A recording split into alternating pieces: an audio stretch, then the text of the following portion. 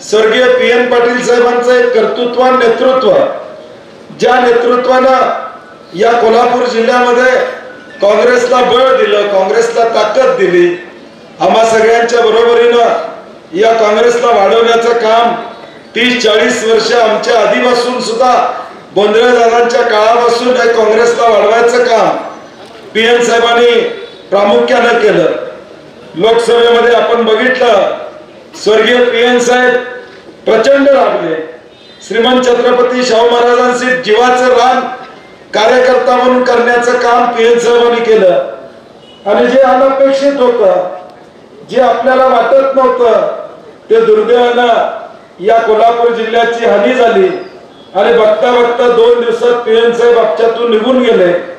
हा एक मोठा धक्का फक्त कोल्हापुरातल्या काँग्रेसवाल्यांना नव्हता, तर तमाम महाराष्ट्रातल्या काँग्रेसला होता की पी.एन. साहेब जाणं म्हणजे पोकळी निर्माण झाल्यासारखं वातावरण।